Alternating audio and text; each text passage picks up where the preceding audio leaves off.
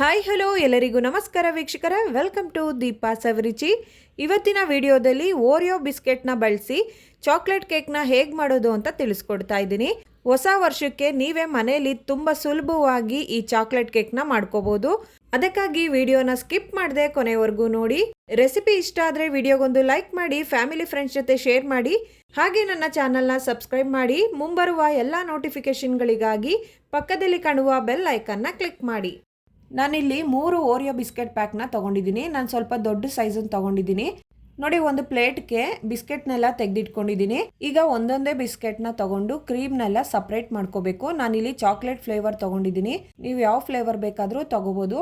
ನೋಡಿ, ನಾನು ಇಲ್ಲಿ ತೋರಿಸ್ತಿದ್ದೀನಲ್ಲ, ಈ ಥರ ಬಿಸ್ಕೆಟಲ್ಲಿರೋ ಕ್ರೀಮ್ನೆಲ್ಲ ತೆಗೆದು ಒಂದು ಬೌಲ್ಗೆ ಹಾಕಿ ಸೈಡ್ಗೆ ಎತ್ತಿಟ್ಕೊಳ್ಬೇಕು. ಕ್ರೀಮ್ನ ಏನು ಮಾಡಬೇಕು ಅಂತ ನಾನು ಆಮೇಲೆ ಹೇಳ್ತೀನಿ.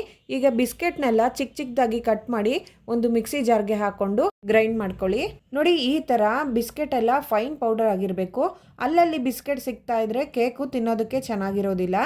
ಈಗ ಈ ಪೌಡರ್ನ ಒಂದು ಬೌಲ್ಗೆ ಟ್ರಾನ್ಸ್ಫರ್ ಮಾಡ್ಕೊಳ್ಳೋಣ.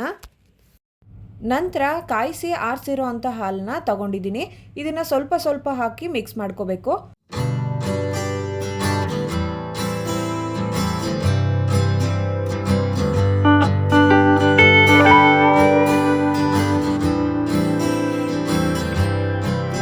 ಕೇಕ್ ಬ್ಯಾಟರು ಸ್ವಲ್ಪ ಗಟ್ಟಿ ಅನ್ನಿಸ್ತು, ಅದಕ್ಕೋಸ್ಕರ ಇನ್ನೊಂದು ಸ್ವಲ್ಪ ಹಾಲು ಹಾಕೊಳ್ತಾ ಇದ್ದೀನಿ. ಟೋಟಲಿ ನಾನು 3 ಕಪ್ನಷ್ಟು ಹಾಲನ್ನ ಹಾಕೊಂಡಿದ್ದೀನಿ. ವಿಡಿಯೋ ಲಾಂಗ್ ಆಗುತ್ತೆ ಅಂತ ಹಾಲು ಹಾಕಿದ್ದು ಫುಲ್ ಕ್ಲಿಪ್ಪು ತೋರಿಸಿಲ್ಲ. ನೋಡಿ, ಕೇಕ್ ಬ್ಯಾಟರು ಈ ಟೆಕ್ಸ್ಚರಲ್ಲಿ ಇರಬೇಕು, ಆಗ ಕೇಕು ತುಂಬ ಸಾಫ್ಟಾಗಿ ಚೆನ್ನಾಗಿರುತ್ತೆ. ಇದಾದ ನಂತರ ಒಂದು ಚಿಕ್ಕದು ಈನೋ ಪ್ಯಾಕೆಟ್ನ ತೊಗೊಂಡಿದ್ದೀನಿ. ಇದು ಒಂದು 5 ರೂಪಾಯಿನೋ ಅಥವಾ 10 ರೂಪಾಯಿನೋ ಇರುತ್ತೆ ಅಷ್ಟೇ. ಇದ್ರ ಬದಲು ಬೇಕಿಂಗ್ ಪೌಡರ್ ಇದ್ದರೆ 1 ಟೀ ಸ್ಪೂನಷ್ಟು ಹಾಕೋಬೋದು. ಈಗ ಇದನ್ನು ಒಂದೇ ಡೈರೆಕ್ಷನಲ್ಲಿ ಮಿಕ್ಸ್ ಮಾಡ್ಕೋಬೇಕು. ಈ ಕೇಕ್ನ ಯಾರು ಬೇಕಾದರೂ ಮಾಡ್ಬೋದು, ತುಂಬ ಈಸಿಯಾಗಿರುತ್ತೆ. ಈಗ ಕಂಪ್ಲೀಟಾಗಿ ಕೇಕ್ ಬ್ಯಾಟರು ರೆಡಿಯಾಗಿದೆ. ನೋಡಿ, ಈ ಟೆಕ್ಸ್ಚರಲ್ಲಿದ್ದರೆ ಕೇಕು ತುಂಬ ಸಾಫ್ಟಾಗಿ ಬರುತ್ತೆ. ಪ್ರೀ ಹೀಟ್ ಮಾಡ್ಕೊಳ್ಳೋದಕ್ಕೆ ಒಂದು ಪ್ಯಾನ್ನ ತೊಗೊಂಡಿದ್ದೀನಿ. ಪ್ಯಾನ್ ಬದಲು ಕುಕ್ಕರ್ನ ಬಳಸ್ಬೋದು. ಈಗ ಲಿಡ್ ಕ್ಲೋಸ್ ಮಾಡಿ 10 ನಿಮಿಷ ಮೀಡಿಯಂ ಫ್ಲೇಮಲ್ಲಿ ಬಿಡಬೇಕು. ಇದಾದ ನಂತರ ಒಂದು ಕೇಕ್ ಮೋಲ್ಡ್ನ ತೊಗೊಂಡಿದ್ದೀನಿ, ಅಥವಾ ಒಂದು ಸ್ಟೀಲ್ ಪಾತ್ರೆಗೆ ಸ್ವಲ್ಪ ಎಣ್ಣೆ ಹಾಕಿ ಎಲ್ಲ ಕಡೆ ಸ್ಪ್ರೆಡ್ ಮಾಡ್ಕೊಳ್ಳಿ.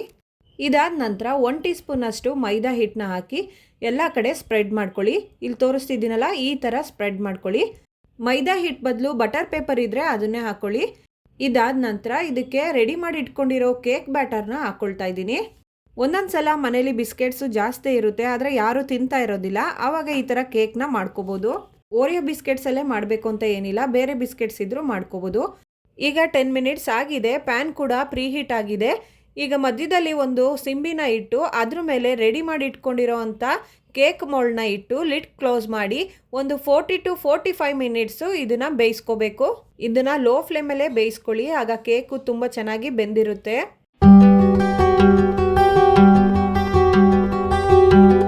45 ಮಿನಿಟ್ಸ್ ನಂತರ ಲಿಡ್ ಓಪನ್ ಮಾಡಿ ನೋಡ್ತಾ ಇದ್ದೀನಿ. ಕೇಕ್ ಬೆಂದಿದೆಯಾ ಇಲ್ವಾ ಅಂತ ಒಂದು ಸ್ಪೂನು ಅಥವಾ ನೈಫಿಂದ ಈ ಥರ ಚೆಕ್ ಮಾಡಿ ನೋಡಿ. ಇಲ್ಲಿ ನೋಡ್ತಿದ್ದೀರಲ್ಲ, ನೈಫ್ಗೆ ಒಂದು ಸ್ವಲ್ಪನೂ ಕೇಕು ಅಂಟಿಲ್ಲ. ಏನಾದರೂ ನೈಫ್ಗೆ ಸ್ವಲ್ಪ ಕೇಕ್ ಅಂಟಿದ್ರೆ ಇನ್ನೂ ಒಂದು 5 ಮಿನಿಟ್ಸು ಲೋ ಫ್ಲೇಮಲ್ಲೇ ಬೇಯಿಸ್ಕೊಳ್ಳಿ. ಈಗ ಕೇಕು ರೆಡಿಯಾಗಿದೆ. ಕಂಪ್ಲೀಟಾಗಿ ತಣ್ಣಗಾಗೋದಕ್ಕೆ ಬಿಡಬೇಕು. ಬಿಸಿಯಲ್ಲೇ ಕೇಕ್ನ ತೆಗಿಯೋಕ್ಕೋದ್ರೆ ಕೇಕು ಮುರಿದೋಗುತ್ತೆ. ಆಗಲೇ ಎತ್ತಿಟ್ಕೊಂಡಿದ್ವಲ್ಲ ಕ್ರೀಮು, ಆ ಕ್ರೀಮ್ನ ಈಗ ಕೇಕ್ ಮಧ್ಯದಲ್ಲಿ ಹಾಕೋದಕ್ಕೆ ಬಳಸ್ತಾ ಇದ್ದೀವಿ. ಅದಕ್ಕೆ ನಾವು ಸ್ವಲ್ಪ ಹಾಲನ್ನು ಹಾಕಿ ಮಿಕ್ಸ್ ಮಾಡಬೇಕು. ಇಲ್ಲಿ ನಾನು ಒಂದು 3 ಟೀ ಸ್ಪೂನಷ್ಟು ಹಾಲನ್ನ ಹಾಕಿ ಮಿಕ್ಸ್ ಮಾಡ್ಕೊಂಡಿರೋದು. ತುಂಬ ತೆಳ್ಳಗೂ ಮಾಡ್ಕೋಬೇಡಿ, ಕ್ರೀಮ್ ಟೆಕ್ಸ್ಚರಲ್ಲೇ ಇರಬೇಕು. ಈಗ ಕೇಕ್ ಮಧ್ಯದಲ್ಲಿ ಹಾಕೋದಕ್ಕೆ ಕ್ರೀಮು ರೆಡಿಯಾಗಿದೆ. ಈ ಕ್ರೀಮ್ನ ಸೈಡ್ಗೆ ಎತ್ತಿಟ್ಕೊಂಡು ಈಗ ಕೇಕ್ ನೋಡೋಣ. ಕೇಕು ಕಂಪ್ಲೀಟಾಗಿ ತಣ್ಣಗಾಗಿದೆ. ನಂತರ ಒಂದು ನೈಫ್ ತಗೊಂಡು ಒಂದು ಸೈಡಿಂದ ತೆಗಿತಾ ಬರಬೇಕು. ನಿಧಾನಕ್ಕೆ ತೆಗೀರಿ. ನೆನ್ಪಿಟ್ಕೊಳ್ಳಿ, ಕಂಪ್ಲೀಟಾಗಿ ತಣ್ಣಗಾಗಿರಬೇಕು. ಬಿಸಿಯಲ್ಲೇ ತೆಗಿಯೋಕ್ಕೋದ್ರೆ ಕೇಕು ಸರಿಯಾಗಿ ಬರೋದಿಲ್ಲ. ನಂತರ ಕೇಕ್ ಮೋಲ್ಡನ್ನ ನಿಧಾನವಾಗಿ ಉಲ್ಟಾ ಮಾಡಬೇಕು. ಇದನ್ನು ಒಂದು 2 ಸೆಕೆಂಡ್ ಹಾಗೆ ಬಿಟ್ಟು ನಿಧಾನವಾಗಿ ಮೋಲ್ಡನ್ನ ತೆಗೀರಿ. ನೋಡಿ, ಕೇಕು ಎಷ್ಟು ಚೆನ್ನಾಗಿ ಬಂದಿದೆ. ಇದನ್ನು ಬಿಸ್ಕೆಟಿಂದ ಮಾಡಿರೋದು ಅಂತ ಹೇಳೋಕ್ಕೆ ಆಗೋದಿಲ್ಲ. ಬೇಕ್ರಿಗಳಲ್ಲಿ ಸಿಗೋ ಥರನೇ ಕೇಕು ರೆಡಿಯಾಗಿದೆ. ಈಗ ಕೇಕ್ ಮಧ್ಯದಲ್ಲಿ ಉಬ್ಬದಂಗೆ ಆಗಿದೆ ನೋಡಿ, ಅದನ್ನು ಕಟ್ ಮಾಡಬೇಕು. ಕಟ್ ಮಾಡಿ ತೆಗೆದ್ರೆ ಕೇಕು ಸಮವಾಗಿರುತ್ತೆ. ಈ ಥರ ಎಕ್ಸ್ಟ್ರಾನ ತೆಗೆಯೋದ್ರಿಂದ ಕೇಕು ಡೆಕೋರೇಟ್ ಮಾಡಿದಾಗ ಚೆನ್ನಾಗಿ ಕಾಣುತ್ತೆ. ಇಲ್ಲೇನು ಎಕ್ಸ್ಟ್ರಾ ಕೇಕ್ ಬಂದಿದೆಯಲ್ಲ, ಅದೇನು ವೇಸ್ಟ್ ಆಗೋದಿಲ್ಲ. ಅದನ್ನು ನಾವು ಕೇಕ್ನ ಡೆಕೋರೇಟ್ ಮಾಡುವಾಗ ಬಳಸ್ಬೋದು. ಈಗ ಕೇಕ್ ಮಧ್ಯದಲ್ಲಿ ಕಟ್ ಮಾಡ್ಕೋಬೇಕು. ನೋಡಿ, ಇಲ್ಲಿ ನೈಫಲ್ಲಿ ಸ್ವಲ್ಪ ಕಟ್ ಮಾಡಿಕೊಂಡು ನಾನು ತೋರಿಸ್ತಿದ್ದೀನಲ್ಲ ಈ ಥರ ದಾರದಲ್ಲಿ ಕಟ್ ಮಾಡ್ಕೋಬೋದು. ಈ ಥರ ದಾರಾನ ಯೂಸ್ ಮಾಡಿಕೊಂಡು ಕಟ್ ಮಾಡಿದ್ರೆ 2 ಕೇಕೂ ಈಕ್ವಲ್ ಆಗಿ ಕಟ್ ಆಗುತ್ತೆ. ದಾರದಲ್ಲಿ ಕಟ್ ಮಾಡೋದು ಕಷ್ಟ ಅನಿಸಿದ್ರೆ ನೈಫಲ್ಲೇ ಕಟ್ ಮಾಡ್ಕೊಳ್ಳಿ. ನೋಡಿ ಈಗ ಕೇಕ್ ಕಟ್ ಮಾಡ್ಕೊಂಡಿದ್ದೀನಿ. ನೋಡಿ ನೋಡೋದಕ್ಕಂತೂ ಏನು ಸೂಪರಾಗಿ ಕಾಣಿಸ್ತಾ ಇದೆ. ಇದನ್ನು ಡೆಕೋರೇಟ್ ಮಾಡಿದ್ರಂತೂ ಇನ್ನೂ ತುಂಬ ಚೆನ್ನಾಗಿರುತ್ತೆ, ತಿನ್ನೋದಕ್ಕೂ ಕೂಡ ಅಷ್ಟೇ ರುಚಿಯಾಗಿರುತ್ತೆ. ಒಂದು ಕೇಕ್ನ ಸೈಡ್ಗೆ ಎತ್ತಿಟ್ಕೊಂಡು ಕೆಳಗಡೆ ಭಾಗದ ಕೇಕ್ಗೆ ಶುಗರ್ ಸಿರಪ್ನ ಹಾಕೊಳ್ಳಿ. ಈ ಶುಗರ್ ಸಿರಪ್ನ ಹಾಕೊಳ್ಳೋದ್ರಿಂದ ಕೇಕು ಸಾಫ್ಟ್ ಆಗುತ್ತೆ ಹಾಗೂ ಕೇಕಲ್ಲಿ ಸಿಹಿ ಕೂಡ ಹೆಚ್ಚುತ್ತೆ. ಶುಗರ್ ಸಿರಪ್ನೆಲ್ಲ ಹಾಕಿದ್ಮೇಲೆ ನಾವು ರೆಡಿ ಮಾಡಿ ಇಟ್ಕೊಂಡಿರೋವಂಥ ಕ್ರೀಮ್ನ ಕೇಕ್ ಮೇಲೆ ಹಾಕಿ ಸ್ಪ್ರೆಡ್ ಮಾಡ್ಕೊಳ್ಳಿ. ನೋಡಿ ಈಗ ಕ್ರೀಮ್ನೆಲ್ಲ ಸ್ಪ್ರೆಡ್ ಮಾಡ್ಕೊಂಡಾಗಿದೆ. ನಂತರ ಮತ್ತೊಂದು ಕೇಕ್ನ ಇದ್ರ ಮೇಲೆ ಇಡೋಣ. ಕೇಕ್ನ ಕರೆಕ್ಟಾಗಿ ಸೆಂಟರಲ್ಲಿ ಇಟ್ಕೊಳ್ಳಿ. ಫೈನಲಿ ಈಗ ಕೇಕ್ನ ಡೆಕೋರೇಟ್ ಮಾಡ್ಕೋಬೇಕು.